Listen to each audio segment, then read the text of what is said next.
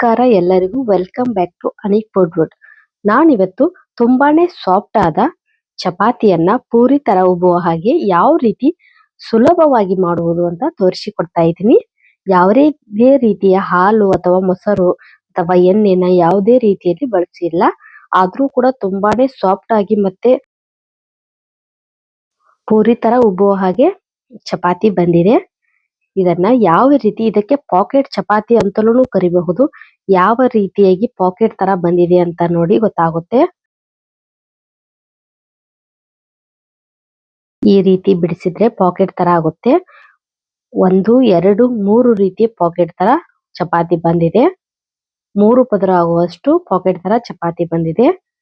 ಬನ್ನಿ ತಡ ಮಾಡದೆ ಯಾವ ರೀತಿ ಹಿಟ್ಟನ್ನ ನಾದ್ಕೋಬಹುದು ಮತ್ತೆ ಈ ರೀತಿಯಾಗಿ ಪಾಕೆಟ್ ಚಪಾತಿನ ತುಂಬಾನೇ ಸಾಫ್ಟ್ ಆಗಿ ಯಾವ ರೀತಿ ಬಲೂನ್ ತರ ಉಬ್ಬುವ ಹಾಗೆ ಮಾಡೋದು ಅಂತ ತೋರಿಸಿಕೊಡ್ತಾ ಇದ್ದೀನಿ.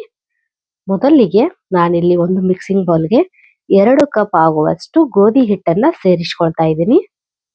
ಇದಕ್ಕೆ ಯಾವುದೇ ರೀತಿಯ ಹಾಲು ಅಥವಾ ಮೊಸರು ಮತ್ತು ಎಣ್ಣೆ ಕೂಡ ಬಳಸಿಲ್ಲ. ರುಚಿಗೆ ತಕ್ಕಷ್ಟು ಉಪ್ಪನ್ನ ಸೇರಿಸಿಕೊಂಡು ನಾರ್ಮಲ್ ಆಗಿ ಯಾವ ರೀತಿಯಲ್ಲಿ ನಾವು ನೀರನ್ನ ಹಾಕಿ ನಾದ್ಕೊಳ್ತೀವಲ್ವಾ ಅದೇ ರೀತಿಯಾಗಿ ನಾದ್ಕೊಳ್ಬೇಕು.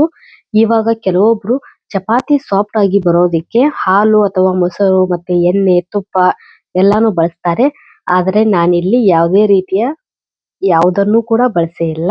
ನಾರ್ಮಲ್ ಆಗಿ ಹಿಟ್ಟು ನೀರು ಮತ್ತೆ ಉಪ್ಪನ್ನ ಸೇರಿಸಿ ಮಾತ್ರ ನಾದಿಕೊಳ್ತಾ ಇದ್ದೀನಿ.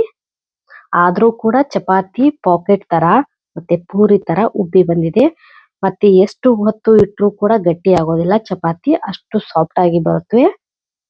ಇದೇ ರೀತಿಯಾಗಿ ಮಾಡಿದ್ರೆ ಹಿಟ್ಟನ್ನ ನಾದ್ಕೊಳ್ಳುವಾಗ ತುಂಬಾನೇ ಚೆನ್ನಾಗಿ ಹಿಟ್ಟನ್ನ ನಾದ್ಕೊಳ್ಬೇಕು. ತುಂಬಾ ಗಟ್ಟಿಯಾಗಿ ನಾದ್ಕೊಳ್ಬಾರ್ದು, ತುಂಬಾನು ಸಾಫ್ಟ್ ಆಗಿ ನಾದ್ಕೊಳ್ಬಾರ್ದು. 1 ಗಂಟೆ ಆದ್ಮೇಲೆ ನಾವಿಲ್ಲಿ ನೋಡ್ತಾ ಇದ್ದೀವಿ ಹಿಟ್ಟು ಯಾವ ರೀತಿಯಾಗಿ ನೆನೆದಿದೆ ಅಂತ. ಯಾವತ್ತು ಚಪಾತಿ ಹಿಟ್ಟನ್ನ ನಾದಿ ಇಟ್ಮೇಲೆ ಒಂದು ಅರ್ಧ ಗಂಟೆ ಆದ್ರೂ ನೆನಿಲಿಕ್ಕೆ ಬಿಡಬೇಕು. ಅವಾಗ ಚಪಾತಿ ಸಾಫ್ಟ್ ಆಗಿ ಬರ್ತವೆ. ನಿಮಗೆ ಹೆಚ್ಚಿಗೆ ಟೈಮ್ ಇದ್ರೆ ಹೆಚ್ಚಿಗೆ 3-4 ಅವರ್ ಆದ್ರೂ ಇಡಬಹುದು. ಅದು ಕೂಡ ತುಂಬಾನೇ ಚೆನ್ನಾಗಿ ಬರುತ್ತೆ. ನಾನಿಲ್ಲಿ 1 ಗಂಟೆ ಮಾತ್ರ ನೆನೆಲಿಕ್ಕೆ ಇಟ್ಟಿದ್ದೀನಿ.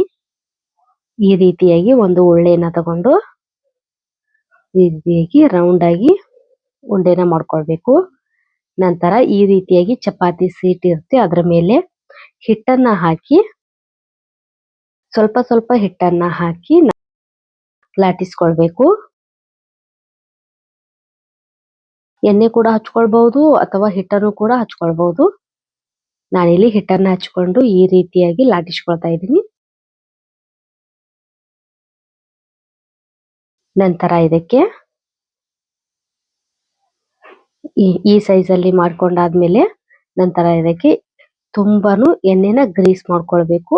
ನೋಡಿ ಯಾವ ರೀತಿ ತೋರಿಸ್ತಿದ್ದೀನಿ ಆ ರೀತಿಯಾಗಿ ಎಣ್ಣೆನ ಗ್ರೀಸ್ ಮಾಡ್ಕೊಂಡಾದ್ಮೇಲೆ ಒಣ ಹಿಟ್ಟನ್ನ ಅದರ ಮೇಲೆ ಉದುರಿಸ್ಬೇಕು. ಮತ್ತೊಂದ್ ಸೈಡು ಕೂಡ ಇದೇ ರೀತಿಯಾಗಿ ಆಯಿಲ್ ಮತ್ತೆ ಹಿಟ್ಟನ್ನು ಸ್ಪ್ರೆಡ್ ಮಾಡ್ಕೊಂಡು ಈ ರೀತಿಯಾಗಿ ಮೆದುವಾಗಿ ಒತ್ಕೊಳ್ಬೇಕು. ತುಂಬಾನೇ ಭಾರವಾಗಿ ಒತ್ಕೊಳ್ಬಾರ್ದು. ನಾರ್ಮಲ್ ಆಗಿ ನಾನಿಲ್ಲಿ ಗೋಧಿ ಹಿಟ್ಟನ್ನ ತಗೊಂಡಿದ್ದೀನಿ.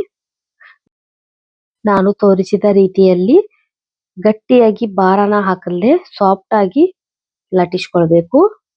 ಅಂದ್ರೆ ಹಗುರವಾಗಿ ಲಟ್ಟಿಸ್ಕೊಳ್ಬೇಕು. ಗಟ್ಟಿಯಾಗಿ ಲಟ್ಟಿಸ್ಕೊಂಡ್ರೆ ಏನಾಗುತ್ತೆ ಅಂದ್ರೆ ಚಪಾತಿ ಉಬ್ಬಿ ಬರೋದಿಲ್ಲ. ಆದ ಕಾರಣಕ್ಕಾಗಿ ಸಾಫ್ಟ್ ಆಗಿ ಹಗುರವಾಗಿ ಲಟ್ಟಿಸ್ಕೊಳ್ಬೇಕು. ನಾನು ಯಾವ ರೀತಿ ತೋರಿಸ್ಕೊಳ್ತಿದ್ದೀನಿ ಆ ರೀತಿಯಾಗಿ ಲಟ್ಟಿಸ್ಕೊಳ್ಬೇಕು.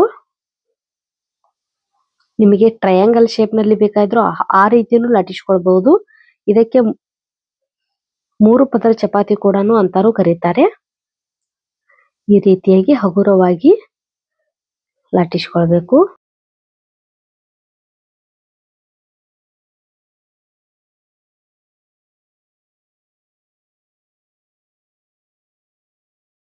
ಈ ಕಡೆ ತವಾ ಕೂಡ ಬಿಸಿಯಾಗಿದೆ. ಎಣ್ಣೆನ ಸ್ಪ್ರೆಡ್ ಮಾಡ್ಕೊಂಡು ಈ ರೀತಿಯಾಗಿ ಸೀಟಿಂದ ಹಗುರವಾಗಿ ಇದನ್ನ ಚಪಾತಿನ ತವಾ ಮೇಲೆ ಬಿಡಬೇಕು. ಬಿಟ್ಟಾದ್ಮೇಲೆ ಉರಿ ಲೋ ಟು ಮೀಡಿಯಂ ಫ್ಲೇಮ್ ನಲ್ಲಿ ಇಟ್ಕೊಳ್ಬೇಕು. ಯಾವತ್ತೂ ಉರಿನ ಚಪಾತಿ ಮಾಡುವಾಗ ಮುಂಚೆ ಹೈ ಫ್ಲೇಮ್ ನಲ್ಲೇ ಇಡಬೇಕು. ನೋಡಿ ಸಣ್ಣಗೆ ಬಬಲ್ಸ್ ಬರೋಕೆ ಸ್ಟಾರ್ಟ್ ಆಗುತ್ತೆ. ನೋಡಿ ಯಾವ ರೀತಿ ಉಬ್ಬೋದಕ್ಕೆ ಸ್ಟಾರ್ಟ್ ಆಗಿದೆ. ಈ ಹಂತದಲ್ಲೇ ನಾನಿಲ್ಲಿ ಮಗುಚಿ ಹಾಕೊಳ್ತಾ ಇದ್ದೀನಿ. ನೋಡಿ ಪೂರಿ ತರ ಯಾವ ರೀತಿ ಉಬ್ಬಿ ಬರ್ತಾ ಇದೆ ಚಪಾತಿ ಅಂತ. ತಿನ್ನೋದಕ್ಕೂ ಅಂತೂ ತುಂಬಾನೇ ಸಾಫ್ಟ್ ಆಗಿ ಇರುತ್ತೆ. ನೋಡಿ ಯಾವ ರೀತಿ ಪಾಕೆಟ್ ಚಪಾತಿ ಉಬ್ಬಿ ಬರ್ತಾ ಇದೆ ಅಂತ. ನೋಡಿ ನೋಡಿದ್ರೇನೆ ಗೊತ್ತಾಗುತ್ತೆ. ಇದೇ ರೀತಿಯಾಗಿ ಒಳಚೆ ಹಾಕೊಂಡು ಚೆನ್ನಾಗಿ ಬೇಯಿಸ್ಕೊಂಡ್ರೆ ಪಾಕೆಟ್ ಚಪಾತಿ ಪೂರಿ ತರ ಉಬ್ಬಿ ಬರುವ ಹಾಗೆ ರೆಡಿ ಆಗುತ್ತೆ. ನಂತರ ನಿಮಗೆ ತೋರಿಸೋದಕ್ಕೆ ನಾನಿಲ್ಲಿ ಮತ್ತೊಂದು ಚಪಾತಿನ ಕೂಡ ಮಾಡ್ತಾ ಇದ್ದೀನಿ. ಸೇಮ್ ಅದೇ ತರಾನೇ ಲಟ್ಟಿಸ್ಕೊಳ್ಬೇಕು. ನಂತರ ಆಯಿಲ್ ನ ಸ್ಪ್ರೆಡ್ ಮಾಡಿ ನಂತರ ಹಿಟ್ಟನ್ನು ಕೂಡ ಸ್ಪ್ರೆಡ್ ಮಾಡ್ಕೊಳ್ಬೇಕು. ಈ ರೀತಿಯಾಗಿ ಮಡಚಿ ಮತ್ತೊಂದು ಸೈಡು ಎಣ್ಣೆ ಮತ್ತು ಹಿಟ್ಟನ್ನ ಹಾಕೊಳ್ಬೇಕು. ನಂತರ ಈ ರೀತಿಯಾಗಿ ಕ್ಲೋಸ್ ಮಾಡಿ ಸಾಫ್ಟ್ ಆಗಿ ಮಾಡಿದ್ರೆ ಈ ರೀತಿ ಲಾಟಿಸ್ಕೊಂಡು ತವಾ ಕಾದಿರುತ್ತೆ. ಎಣ್ಣೆನ ಸ್ಪ್ರೆಡ್ ಮಾಡಿ ಚಪಾತಿನ ಹಾಕೊಂಡ್ರೆ ಮತ್ತೊಂದು ಚಪಾತಿ ಕೂಡ ರೆಡಿ ಆಯ್ತು. ಇದೇ ರೀತಿ ಎಲ್ಲಾ ಚಪಾತಿನೂ ಕೂಡ ರೆಡಿ ಆಗುತ್ತವೆ. ಯಾವತ್ತು ಈ ರೀತಿ ಟ್ರೈ ಮಾಡಿಲ್ಲ ಅಂದ್ರೆ ಟ್ರೈ ಮಾಡಿ ನೋಡಿ. ಎಲ್ಲರೂ ನಾರ್ಮಲ್ ಆಗಿ ಮಾಡೋ ರೀತಿನೇ ಚಪಾತಿ ಮಾಡೋದು. ಇದನ್ನ ಬೇಯಿಸುವಾಗ ತುಂಬಾನೇ ಚೆನ್ನಾಗಿ ಬೇಯಿಸ್ಕೊಳ್ಬೇಕು. ನೋಡಿ ಈ ಹಂತದಲ್ಲಿ ಮಗಚಿ ಹಾಕೊಳ್ಬೇಕು.